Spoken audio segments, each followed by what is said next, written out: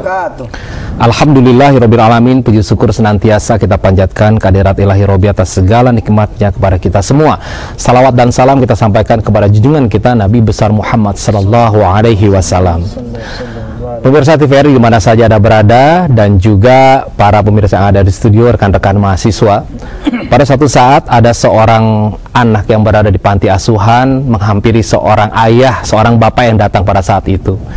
Dia bilang, "Ayah, boleh aku meminta sesuatu?" Orang tua tadi berkata, "Apa, Nak?" Karena orang tua sudah memberikan segala sesuatunya kepada anak-anak yang ada di panti asuhan. "Apakah kamu ingin minta dibelikan boneka?" "Tidak, Ayah." "Apa kamu ingin diminta belikan sepeda?" "Tidak, Ayah." "Apakah kamu ingin minta dibelikan buku?" "Tidak, Ayah." "Apa, Nak?" Anak tersebut berkata, "Ayah, kalau saya minta sesuatu ini, apakah Ayah marah?" "Tidak, Nak, Ayah tidak akan marah." "Katakanlah." "Benar, Ayah tidak marah." "Iya, Nak, Ayah tidak akan marah." Akhirnya si anak tadi berkata, "Ayah, boleh tidak saya meminta foto dengan Ayah?" "Loh, kenapa cuma foto, Nak?" "Iya, saya hanya minta foto dengan Ayah." "Kenapa?" "Karena nanti besok ketika saya ke sekolah, saya bisa tunjukkan bahwa saya memiliki ayah." Subhanallah, seorang anak yatim piatu memerlukan kasih sayang. Dan betapa banyak orang tua yang pada saat ini memiliki anak hilang waktu untuk melampiaskan, untuk memberikan kasih sayangnya. Nah, marilah sama-sama kita bersyukur kehadiran Allah dengan dikarunianya seorang anak, putra dan putri. Ini adalah karunia sangat luas. Limpahkanlah, berikanlah kasih sayang seutuhnya kepada anak kita, karena kita tidak tahu apa yang akan terjadi pada hari-hari yang mendatang. Dan ini hanya sebagai contoh kecil saja. Nah, subhanallah.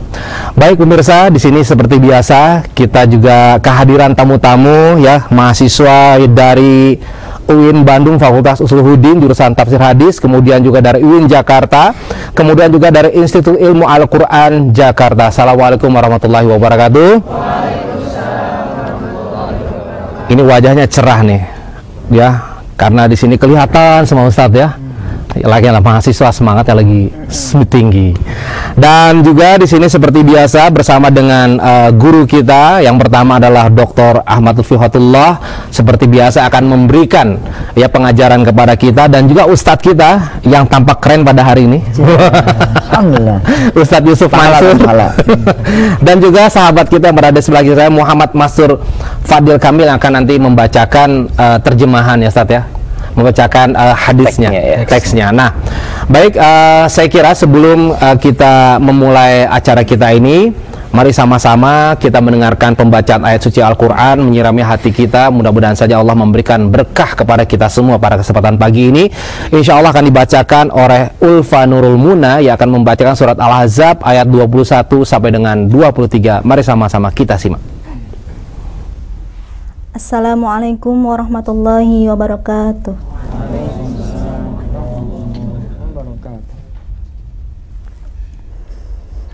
A'udzu billahi minasy syaithanir rajim.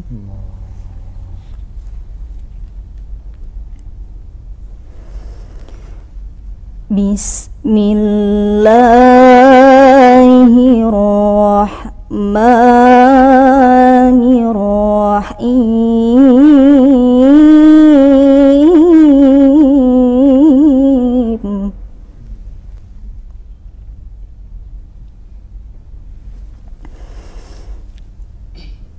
Laqad kana lakum fi rasulillahi uswatun hasanah.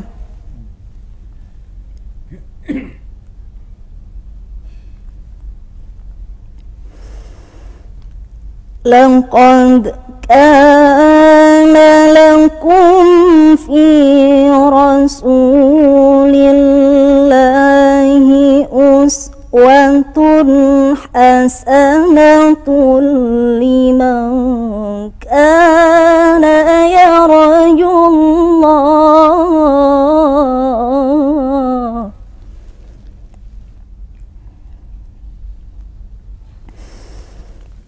liman كان يرجو الله واليوم الآخر وذكر الله كثيرا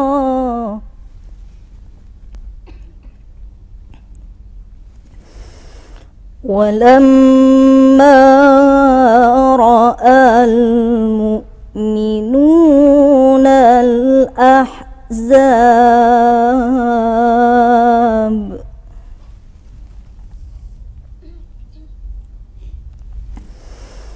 قالوا هذا ما وعدنا الله ورسوله وصدق الله ورسوله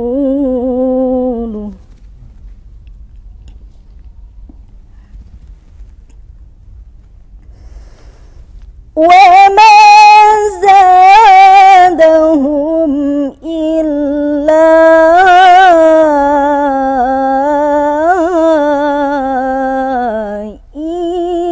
إيمانا وتسليما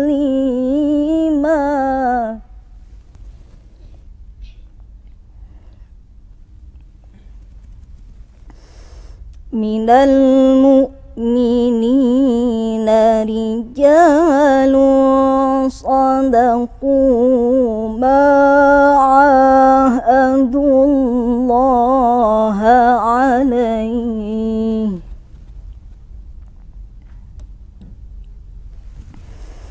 فمنهم من قضى نحبه ومنهم من ينتظر ومنهم من ينتظر وما بدلوا تبديلا Sadaqallahul azim. Assalamualaikum warahmatullahi wabarakatuh. Waalaikumsalam warahmatullahi wabarakatuh. Maha benar Allah dengan segala firman-Nya. Pemirsa TVRI di mana saja Anda berada, seorang muslim yang baik ataupun yang sejati adalah yang bisa memberikan manfaat yang banyak untuk orang-orang di sekelilingnya. Nah, salah satu manfaat yang bisa dirasakan adalah dengan Anda mengikuti program Ayo Sedekah dengan memberikan Rp20.000 per bulan melalui rekening BCA di 6030751 atau di BRI 05230100003434. Insya Allah Anda akan memberikan manfaat kepada sahabat-sahabat kita, saudara-saudara kita yang sekarang sedang belajar untuk menjadi penghafal Al-Quran dan juga belajar ilmu hadis. Ya, tepatnya di mana? Nah, tepatnya salah satunya adalah di tempatnya Ustadz Yusuf Mansur. Bukan begitu, Ustadz? Iya. Iya, subhanallah.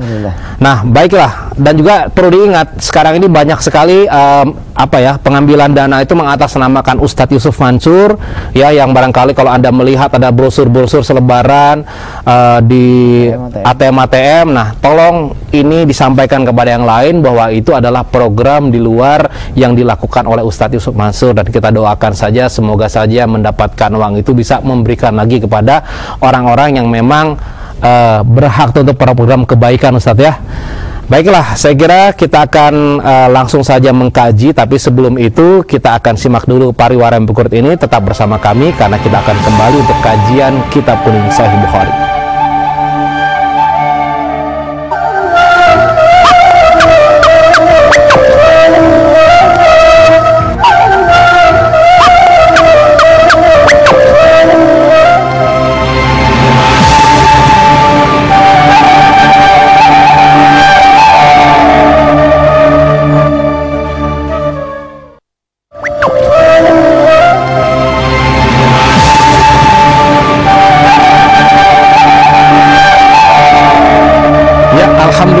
Pemirsa yang di rumah dan juga di studio nih, kelihatannya wajah-wajahnya masih tegang begitu.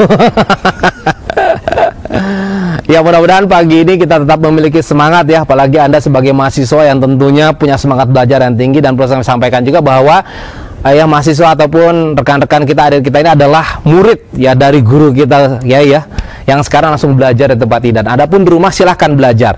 Nah, oh iya, di absen tadi. Dapat satu absen, jadi kalau nggak ikut termasuk bolos katanya. Baik, kita akan langsung saja kita bicara dengan tema jikalau Islam itu bukan hakikat. Nah, bagaimana penjelasannya? Silakan Kiai atau siapa, Ustaz Mansur? Mangga, Kiai silakan. Bismillahirrahmanirrahim. Alhamdulillah wassalatu wassalamu ala Rasulillah wa ba'du. Para pemirsa TVRI di mana saja yang berada, rahimakumullah. Pagi hari ini kita sambung lagi kajian kita membaca Sahih Bukhari. Sudah sampai ke hadis yang ke-26 ya. Ada buku yang 25, ada buku yang 26. Babnya bab baru, bab mengenai bab idza lam yakunil islamu alal haqiqah wa kana alal istislami awil khaufi minal qatli. Itu bab panjangnya, bahasa Indonesianya jikalau Islam itu bukan hakikat maka bla bla bla bla. Itu maksudnya. Nah, Imam Bukhari di sini menghazab, menyembunyikan jawabannya. Itu salah satu dari uslub yang bagus sekali. Jawabannya dihilangkan. Artinya di sini kalau Islam itu bukan hakikat maka nanti mananya udah hilang, Ustaz. Kan tadi ya, Islam itu ternyata yang minggu kemarin kita baca, Islam itu kan bukan cuma iman, akan tapi juga amal, pekerjaan. Islam tuh perlu bukti. Di antara bukti kita Islam adalah kita sholat, zakat, melaksanakan apa yang diperintahkan oleh Allah dan Rasulnya. Itu baru betul kita Islam. Kalau dibilang saya udah Islam, kamu Islam atau tunduk atau iman? Nah, kadang-kadang orang mengatakan antara Islam dengan iman lebih tinggi mana? Ada yang mengatakan lebih tinggi Islam, ada yang mengatakan lebih tinggi iman. Yang benar adalah harus mukmin dan harus muslim. Itu yang paling benar. Nah, kita sekarang ini akan membaca bahwa Islam itu hakikat real yang ada, konsepnya jelas, ajarannya jelas, tanda-tandanya juga jelas. Kalau bukan begini ya berarti bukan Islam. Kalau begini baru Islam. Nah, apa yang diungkapkan oleh Imam Bukhari? Mari sama-sama kita baca. Ada mahasiswa saya yang akan baca, Pak Agus ya. Ya. Biar beliau baca dan pemirsa bisa melihat di layar kaca. Bismillahirrahmanirrahim. Assalamualaikum warahmatullahi wabarakatuh. Waalaikumsalam. Bab idza lam yakunil islamu alal haqiqati wa kana alal istislami awil khawfi minal qatl. Liqouli ta'ala qalatil a'rabu amanna qul lam tu'minu walakin qulu aslamna. Fa idza kana alal haqiqati fa huwa ala qoulihi jalla dzikruh inna ad-dina indallahil islam. Islamu. Qala Sahih Bukhari hadatsana, ada yang kurang, wa may yabtaghi ghairal islami dinan fala yuqbala minhu. Ayatnya ada lagi. Di sini enggak ada. Enggak ada di situ. Berarti beda cetakan, Ustaz. Ada cetakan yang lain nambah wa may yabtaghi ghairal islami dinan fala yuqbala minhu. Baru hadasana. Nah, di sini kan jelas ya. Islam apaan sih? Islam tuh jelas, inna dina indallahil Islam. Ada orang yang mengatakan Islam ini artinya istislam. Islam artinya menyerahkan diri. Orang yang menyerahkan diri, baik agamanya apapun juga, maka dia diterima oleh Allah Subhanahu wa taala. Ini pemahaman teman-teman kelompok-kelompok tertentu. Di kampus kita pun banyak yang berpahaman seperti itu. Menurut keyakinan orang Islam, keyakinan kita, yang bisa masuk surga hanya orang Islam. Kenapa seperti itu? Inna dina indallahil Islam. Wa may yabtaghi ghairal islami dinan fala yuqbala. Islam di sini Islam beneran, Islam yang ada konsepnya, rukunnya jelas, amalannya jelas. Itu yang dimaksud alal haqiqah. Kalau enggak ada gunanya ini. Dan Allah kan nggak pernah ngomong nggak ada maknanya. Itu mungkin konkretnya Agus ya, mungkin kalau cuman berbuat baik saja gitu ya, sementara dia tidak melakukan syariat gitu ya, berarti dia belum disebut sebagai Islam alal haqiqah. Alal haqiqah. Atau kalau cuman iman ya, iman tanpa berbuat, maka nggak dibilang Islam alal haqiqah. Atau orang tidak beriman tapi berislam, beristislam. Beda antara Islam dengan istislam. Istislam artinya menyerahkan diri. Beredar di BBM ya, dialog antara seorang dengan seorang yang lain yang dari pemuka agama yang berbeda, ketika ditanya siapa sih pemeluk agama yang paling baik. Lalu jawabannya itu jawaban yang mengeneralisir bahwa pemeluk agama yang paling baik itu bukan Islam, bukan Hindu, bukan Buddha, bukan, tapi dialah yang paling mendekatkan dirinya kepada Tuhannya, paling berbuat baik buat sesamanya, dan bla bla bla. Sampai saya mikir jawaban ini betul, tapi yang jadi persoalan adalah gitu kan, bahwa Islam secara hakikat tidak berdiri di atas amal soleh saja kan. Ada kewajiban sholat, dia baik sekali sama suaminya, baik sama orang tuanya, baik menjaga dia dirinya, menjaga makanannya. Persoalannya satu, dia nggak sholat. Nah ini gue tidak diterima, padahal dia Islam gitu loh. Nah bagaimana lagi yang lain ceritanya. Nah ini menyamakan agama itu sama, sekarang ini lagi ngetren. Padahal salah tuh Ustaz. Padahal salah, karena dia imannya beda Ustaz. Jadi baiknya sama, konsepnya baiknya sama, tapi imannya beda. Dilalanya lagi ini, potong dikit-dikit. Dilalanya banyak orang Islam jorok lagi. Ya buat apa lo Islam, tapi lo jorok. Akhirnya jadi begini, mendingan seno. Nah, mendingan senonya itu ini agak sesat, karena banyak juga Islam yang bersih. Kiai bersih, ya. Agus bersih, nih Fadil bersih, mahasiswa-mahasiswi bersih. Artinya ambil contohnya jangan yang begono dong, ya kan? Buat apa Islam tapi suka nyakitin orang? Loh, emangnya yang bukan Islam nggak pernah nyakitin orang juga? Ya kan? Nah, contohnya itu, sehingga akhirnya dia bilang, udahlah, yang penting mah kita berbuat baik. Termasuk di urusan perempuan kadang-kadang begini nih. Gimana tuh kayak jawabnya? Yang penting ngejilbabin hati tahu. Gitu kan ya?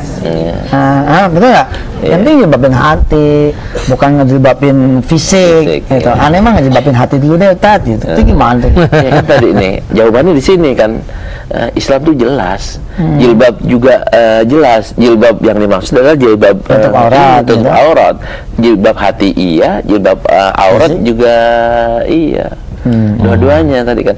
Kita imannya harus jelas, amalnya juga harus benar, harus benar. Disebutnya kafah itu kali ya. Kafah itu. Jangan sampai, kalau tadi kan kita ngomong soal keimanan tanpa amal, sekarang ini amal tanpa keimanan. Jangan sampai seperti itu. Iya benar. Seperti itu. Harusnya, tapi iman nggak ada. Nggak ada. Masuk neraka Ustaz. Sayang betul. Sayang. Sekalian aja deh, nggak ada iman nggak ada amal ya. Nah, kalau yang sebelum Nabi Muhammad itu kategorinya apakah itu juga tergolong kategori Islam juga, atau berdasarkan agama-agama tadi itu namanya Nasrani, kemudian Yahudi gitu ya? Nah itu gimana kedudukannya? Dan kalau yang sekarang kalau dibilang saya ngikutin yang dulu kok katanya. Nah kan masing-masing menamakan diri ya, menamakan diri. Pengikut nama Nabi Isa menamakan dirinya, kelompoknya menjadi Nasrani. Selama Nabi Isa ada dan selama belum ada Nabi baru, dia ikuti apa yang diajarkan oleh Nabi Isa, maka itu benar. Asal mengikuti 100% apa yang diajarkan oleh Nabi Isa. Termasuk ngikutin bahwa nanti akan ada Nabi baru, Nabi Muhammad SAW, Mbak Dismuhu Ahmad. Gitu. Tapi setelah itu, menurut keyakinan kita, maka nggak ada lagi. Yang menarik tuh di alam obrolan ya, di luar gitu ya. Mau surga punya lo doang, gitu ya. Mau surga cuma punya orang Islam doang itu. Bahkan ada di satu buku yang saya pernah baca ya, karangan yang dari golongan kita yang punya ilmu banyak, bergelar juga profesor itu. Tapi dia menyebut bahwa nanti akan ada surga punya Nasrani, akan ada surga punya apa namanya Yahudi. Oh subhanallah ya, nanti ada surga buat aliran kepercayaan. Tapi ya susahnya kita berhadapan pada tudingan bahwa ente nggak boleh dong semena-mena, masa surganya punya ente doang gitu kan. Kalau kayak gitu aneh suka begini, aneh pamit aja deh, aneh pamit deh, nggak ngobrol lagi ada, mau ngomong apa juga begitu judulnya. Aja deh. Tapi kan tetap harus dilurusin kayaknya. Nah, lurusan kan gini, surga punya siapa sih? Surga kan bukan punya Ustadz Yusuf Mansur, bukan punya Ustadz Agus, bukan punya saya. Iya benar. Surga kan punya Allah. Nah, yang tahu surga itu punya buat siapa kan Allah. Karena dia yang punya kan gitu. Nah, Allah menjelaskan dalam bikin Al-Quran. aturan. Iya, bikin aturan innalladzina amanu wa amilus solihat. Yang beriman ada amal soleh. Ada amal soleh baru bagi mereka jannatin tajri min tahtihal anhar. Syaratnya itu. Nah, walhasil kita harus tunduk sama yang punya surga. Nah, punya surga nggak mau disekutukan. Jangan sampai ada Tuhan lagi selain aku kan gitu kan. Inna syirka la zulmun azim. Kalau misalnya ada yang mensekutukan, nggak boleh masuk ke surga. Iya benar. Nah, peraturannya kayak begitu, nah kita ngikutin aja. Mana yang benar, tunggu tanggal mainnya, Ustaz. Iya. Apa tanggal mainnya? Yaumul mi'ad, gitu. Yaumul fasl. Hari kiamat itulah hari pembedaan, hari yang ditunggu-tunggu, hari pembalasan, hari yang benar tuh mana, yang salah itu mana. Cuman kan bedanya nanti ketika yaumul mi'adnya itu nggak ada lagi pulang kampung. Itu repotnya. Kalau ada pulang kampung mah banyak yang assalamualaikum, minta izin pulang kampung lagi, pulang ke dunia lagi untuk hidup lagi, untuk percaya kepada Allah lagi. Nanti nggak ada pulang kampung. Walhasil kita jangan sampai menyesal. Harga mati kita adalah tetap wala tamutunna illa wa antum muslimun. Ya betul, ini menganggap semua agama sama ini lagi jadi persoalan. Sekarang ini semua agama sama, yang penting lo berbuat baik, lo nggak zolim orang, lo nggak aniaya, lo nggak nyakitin orang, lo nggak ngerugiin orang gitu. Nah itu sekarang ini lagi musim. Mudah-mudahan lah kita diberikan bimbingan oleh Allah ya. Amin. Supaya bisa membedakan mana yang memang harus berbuat baik sebagai memang manusia gitu, mana yang memang harus bersyariat sebagai hamba Allah yang maha kuasa. Yang terbaik adalah alhamdulillah kita orang muslim, kita orang mukmin, mari sama-sama kita amalkan ajaran kita. Itu menjadi orang baik. Ini memang persoalan sederhana ya dari umat Islam. Kenapa kita nih nggak mampu jualan? Sekarang ini kita nggak mampu loh jualan Islam, terus terang, karena kelakuan kita jelek banget. Udah kena marah, adatnya jelek betul. Kalau udah kena ke pasar, siapa yang paling bersih? Di negara tetangga, saya tidak sebut nama negaranya, itu bersih pasarnya, kecuali itu pasar orang Melayu.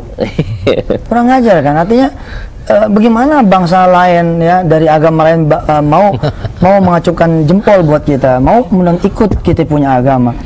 Justru di pasar yang tidak beres itulah pasar di mana orang-orang Islam itu di situ ada. Sampai saya punya guide waktu itu ketika berangkat ke Ustaz Agus ke negara tersebut bilang begini, ente mau tahu Islam di ente sama di negara aneh sama aja kayak gimana? Yuk kita ke pasar gitu. Ternyata masya Allah. Terus kita punya rumah coba. Kurang bersih, kita punya sekolahan kurang bersih, kita punya masjid ya kan. Kalau zaman Agim tempo dulu ceramahnya saya masih ingat nih, waktu masih muda dulu nih kita ikut ngaji sama Agim dulu. Apa kata Agim? Kalau mau nanya toilet masjid gampang, nggak usah pakai nanya, gini ya, saking tega banget ya. Artinya memang begitu gitu loh. Akhirnya kita jualan tuh nggak laku. Coba dulu kenapa orang-orang kufar ya, mereka berbondong-bondong masuk Islam karena luar biasa. Imam Ali ya karamallahu wajhah. Ini tantangan ya, karena jihad kita ini juga soal akhlak. Imam Ali diambil baju besinya gitu. Ini cerita tolong dilurusin kalau masalah. Diambil baju besinya. Lalu kemudian dimenangkan si Yahudi tersebut. Lalu Imam Ali menerima. Lalu kemudian si Yahudi ini yang memang tahu ini punya Ali, dipulangin dia. Betul. Allah. Bagaimana ketika kemudian Abu Bakar mendatangi seorang Yahudi yang matanya buta, ya, Tapi si Yahudi ini menyerapai Rasulullah terus. Padahal selama ini memberi makan Rasulullah. Lalu ketika kemudian Abu Bakar menyuapi ini si buta tanya, "Mana anta? Kamu siapa kamu ini bukan orang yang biasa nyuapin saya." Abu Bakar tercenung dan dia mengatakan, "Yang nyuapin kamu tuh udah mati. Dialah Rasulullah SAW." Lalu kemudian si buta ini masuk Islam. Kalau kita gimana? Nggak salah juga akhirnya gitu loh, nggak salah juga akhirnya. Mereka itu sebenarnya jawaban mereka sebenarnya jawaban putus asa akibat kita. Yang nipu kita, yang korupsi kita, gitu? Yang melacur kita, yang pakai jasanya pelacur kita, brokernya kita. Innalillahi. Tahu aja Ustaz. Nah ini survei membuktikan. Matanya kok nuduh begitu. Sepertinya yang seuzon kita. Nggak berarti valid. Tapi benar. saya menunjukkan akhlak yang baik. Saya memaafkan. Itu. Saya ingin menyampaikan bahwa Ustadz itu memiliki kedekatan kepada semua pihak. Ya kan? Iya dong Ustadz. Termasuk saudara-saudara kita berada di tempat lokasi yang hitam. Ustadz tetap gitu menjaga hubungan silaturahim dalam mereka menyampaikan pesan-pesan dakwah. Ustadz ya? Ada ujungnya kan ya? Ada mungkin ujungnya apa? Wabakdo. Ya. Kalau ke Lutfi suka ngomong walhasil, aneh wabakdo. Biar beda. Wabakdo kita ditantang. Bagaimana mahasiswa ketika duduk, ya nggak? Ada orang datang, tuh dia udah tua, jangan langsung pura-pura tidur. Lalu yang memberikan orang lain, ya kita itu, Bu, silakan duduk Bu, silakan. Kalian saya belum bayar.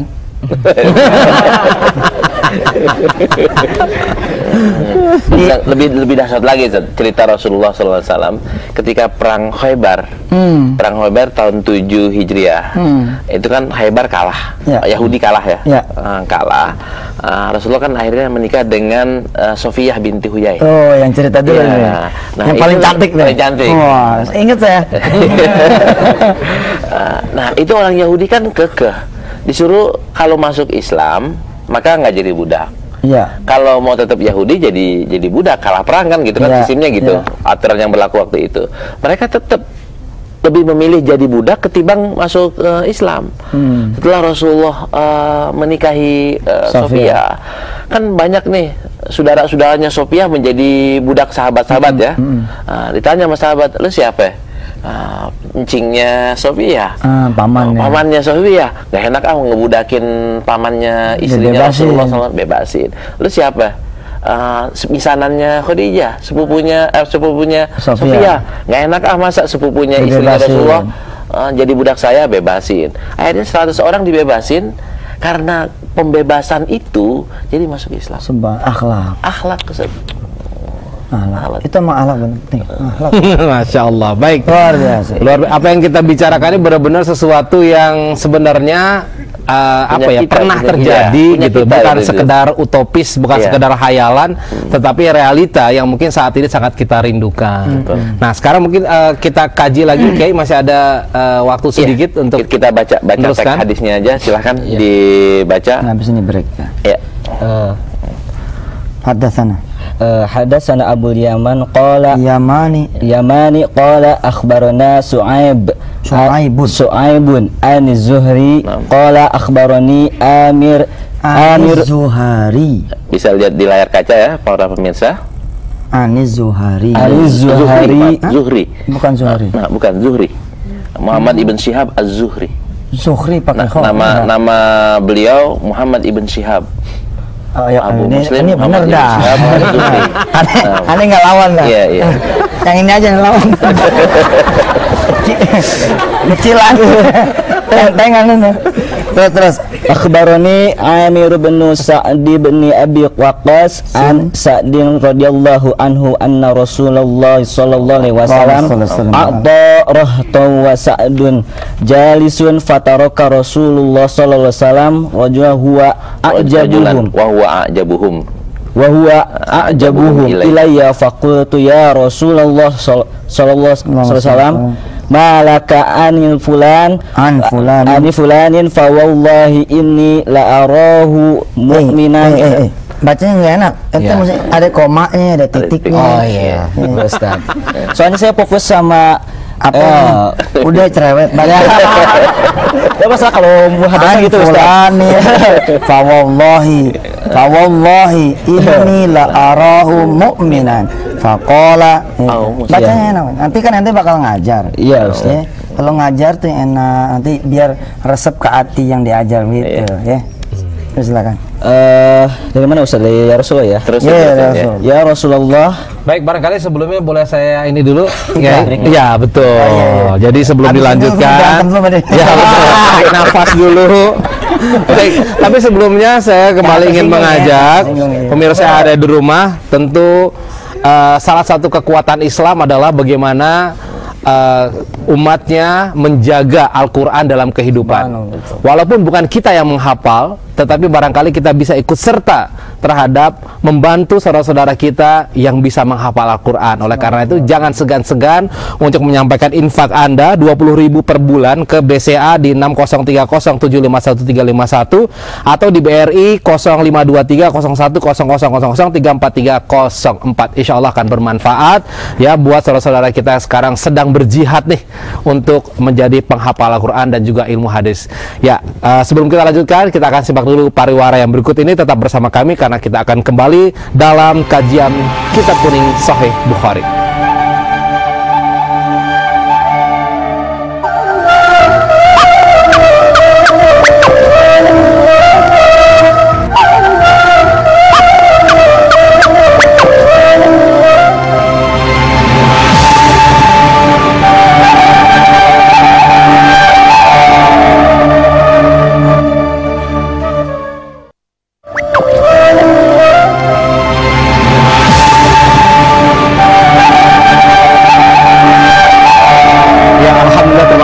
Anda masih setia bersama kami dalam kajian Kitab Kuning Sahih Bukhari. Baik, kita lanjutkan. Kiai, tadi Ustadz Yusuf gimana? Mau kita lanjutkan? Ya, silakan. Mas Tur. Fakultu ya Rasulullah. Fakultu ya Rasulullah. Malaka an fulanin fawallahi inni la arahu mu'minan faqala au musliman fasakatu qalila summa ghalabani ma'alamu minhu fa'udtu lima qalati faqultu malaka an fulan fawallahi inni la arahu mu'minan faqala au musliman summa ghalabani ma'alamu minhu fa'udtu lima qalati wa 'ada Rasulullah sallallahu alaihi wasallam summa qala ya